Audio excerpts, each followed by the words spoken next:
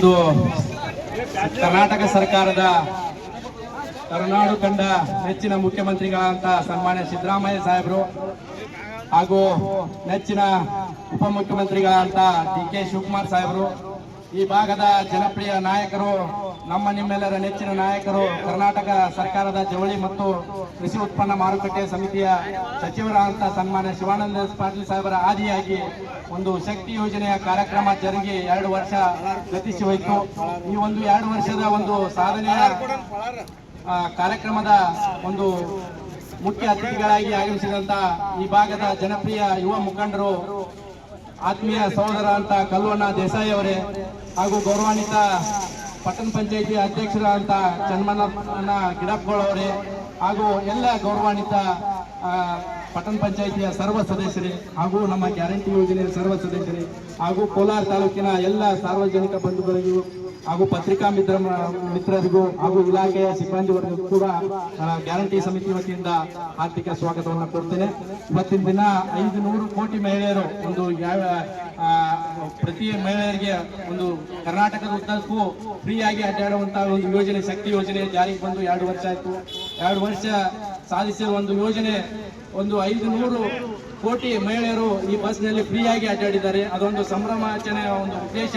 ಸರ್ಕಾರದ ಒಂದು ನಿಯಮಾವಳಿ ಪ್ರಕಾರ ಒಂದು ಈ ಗ್ಯಾರಂಟಿ ಯೋಜನೆಗಳು ಸುಮಾರು ಒಂದು ನಮ್ಮ ಜಿಲ್ಲೆಗೆ ಒಂದು 3,005 ಕೋಟಿ ಒಂದು 5 ಗ್ಯಾರಂಟಿ ಯೋಜನೆಗಳ 3,005 ಕೋಟಿ ರೂಪಾಯಿಯನ್ನು ವೆಚ್ಚವನ್ನು ನಮ್ಮ ಜಿಲ್ಲೆಯಲ್ಲೇ ಮಾಡಿದ್ದಾರೆ.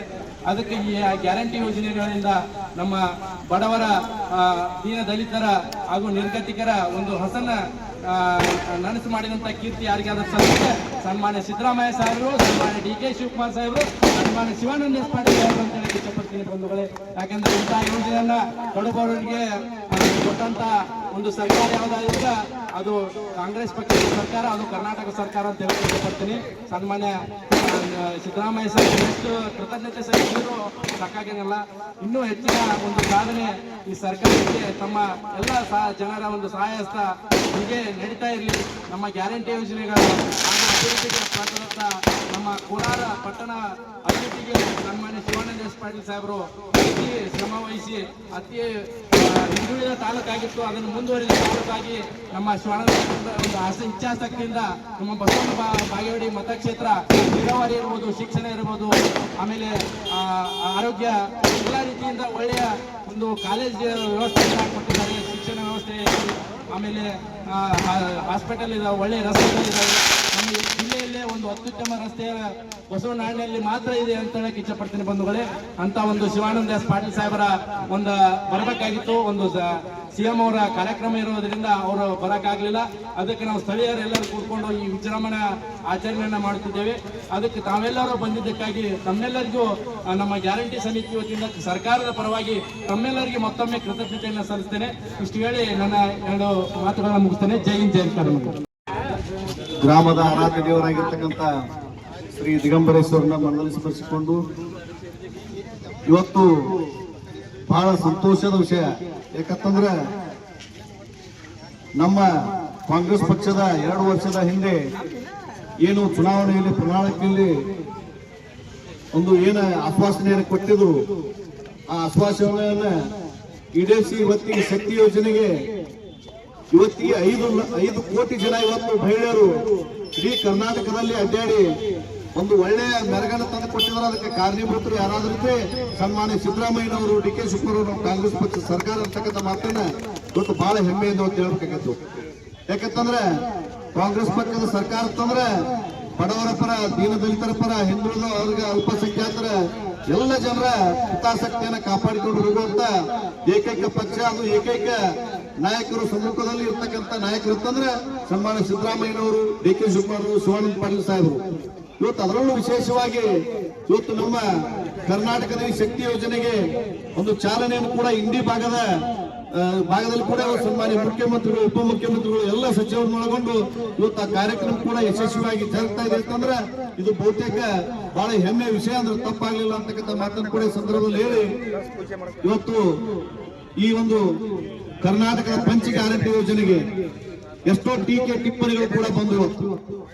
ಆದ್ರೆ ಇವತ್ತು ನಮ್ಮೆಲ್ಲರಿಗೂ, ಇವತ್ತು ನಮ್ಮ ನಾಯಕರಿಗೆ, ನಮ್ಮೆಲ್ಲರಿಗೂ ಇವತ್ತು ಸಂತೋಷ ಏನಂತ ಕೇಳಿದ್ರೆ ಇದು ಕರ್ನಾಟಕದಲ್ಲಿ ಅಲ್ಲ, ಅಷ್ಟೇ ಅಲ್ಲ ಇಡೀ ಭಾರತದಾದ್ಯಂತ ಮಾನ್ಯತೆ ಸಿಗುವುದರ ಜೊತೆಗೆ ವಿಶ್ವ ಮಾನ್ಯತೆ ಕೂಡ ಇವಾಗ ಪಂಚ ಗ್ಯಾರಂಟಿ ಸಿಕ್ಕಿದೆ ಅಂದ್ರೆ ಅದಕ್ಕೆ ನಮ್ಮ ಕರ್ನಾಟಕ ಸರ್ಕಾರ ಕಾರಣಭೂತ ಅಂತಕ್ಕಂಥ ಮಾತನ್ನು ಕೂಡ ಹೆಮ್ಮೆಯಿಂದ ಹೇಳಬೇಕಾಗುತ್ತೆ.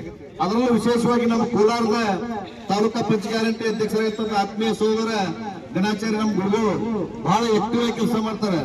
ನಾವು ಫಸ್ಟಿಗೆ ನಮ್ಮ ಸಚಿವರು ಇಲ್ಲ ಯಾರ್ಯಾರು ಮಾಡೋದ್ರಾಗ ನಾವು ಮೊಟ್ಟ ಮೊದಲಿಗೆ ಅವ್ರನ್ನ ಆಯ್ಕೆ ಮಾಡಬೇಕಂತ ಕೇಳಿದ್ರೆ ಒಂದು ಮಸೂದೆ ಗ್ರಾಮ ಪಂಚಾಯತ್ ಒಳ್ಳೆಯ ಅಧ್ಯಕ್ಷರಾಗಿ ಒಳ್ಳೆಯ ಅಭಿವೃದ್ಧಿ ಕಾರ್ಯಗಳನ್ನು ಹಮ್ಮಿಕೊಂಡು ಅಲ್ಲಿ ಕೂಡ ಹೆಸರುವಾಸಿ ಮಾಡೋದ್ರ ಜೊತೆಗೆ ಪಂಚ ಗ್ಯಾರಂಟಿಯಲ್ಲಿ ಕೂಡ ನನಗಸ್ತದ ಬಿಜಾಪುರ ಜಿಲ್ಲೆಯಲ್ಲಿ ಅತ್ಯಂತ ಕ್ರಿಯಾಶೀಲ ವ್ಯಕ್ತಿ ಇವತ್ತು ನಮ್ಮ ಗಣಾಚಾರ್ಯ ಗುರುಗಳು ಅಂದ್ರೆ ತಪ್ಪಾಗ್ಲಿಲ್ಲ ಅಂತಕ್ಕಂಥ ಮಾತನ್ನು ಕೂಡ ಇಲ್ಲಿ ಹೇಳಿ ಅವ್ರ ಜೊತೆಗೆ ಅವ್ರಲ್ಲಿ ಇರ್ತಕ್ಕಂಥ ಎಲ್ಲ ಇವತ್ತು ನಿರ್ದೇಶಕ ಮಂಡಳಿ ಇರಬಹುದು, ಅದರಲ್ಲೂ ವಿಶೇಷವಾಗಿ ನಮ್ಮ ತಾಲೂಕಾ ಸಿಬ್ಬಂದಿ ತಹಸೀಲ್ದಾರ್ ಅವರು, ನಮ್ಮ ತಾಲೂಕಾ ಕಾರ್ಯನಿರ್ವಾಹಕ ಅಧಿಕಾರಿಗಳು ಎಲ್ಲರೂ ಕೂಡ ಅವರು ಒಳ್ಳೆಯ ಒಂದು ಕೆಲಸಗಳನ್ನು ಮಾಡೋದ್ರ ಜೊತೆಗೆ ಈ ಭಾಗದ ಜನಪ್ರಿಯ ಸಚಿವರ ಒಂದು ಹೆಸರನ್ನು ಕೂಡ ಹೆಚ್ಚಿಗೆ ಮೆರಗನ ಮಾಡ್ಲಿಕ್ಕೆ ಅವರು ಎಲ್ಲರೂ ಕಾರಣೀಭೂತರು ಇದ್ದಾರೆ ಅಂತಕ್ಕಂಥ ಮಾತನ್ನು ಕೂಡ ಈ ಸಂದರ್ಭದಲ್ಲಿ ಹೇಳಿ ಏನು ಮಾತನಾಡಲಿಕ್ಕೆ ಅವಕಾಶ ಕೊಟ್ಟಿರ್ತಕ್ಕಂಥ ಎಲ್ಲರಿಗೆ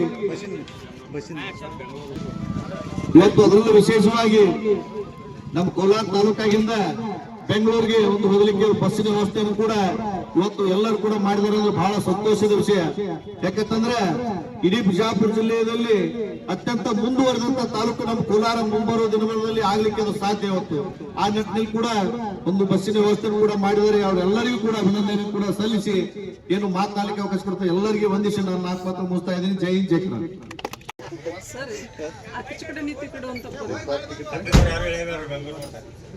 ನೀವು ಈಚೆ ಕಡೆ ಬರ್ರಿ, ನಾವು ಆಚೆ ಕಡೆ ಹೋಗ್ತೀವಿ, ಆ ಕಡೆ ನಿಂತು ಈ ಕಡೆ ಹೋಗ್ತೀವಿ. ಆಧಾರ್ ಕಾರ್ಡ್ ಕೊಡಿ. ಆಧಾರ್ ಕಾರ್ಡ್ ಮಲೈ ಗುಡಿ ಹೊಂಟ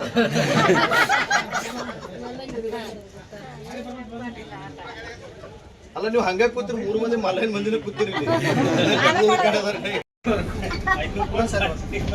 ಅದ್ ಪಕ್ಕ ಮಾಹಿತಿನ ಅಂತ ಹೇಳ್ಬೇಕಾ ನಾನು ಏನು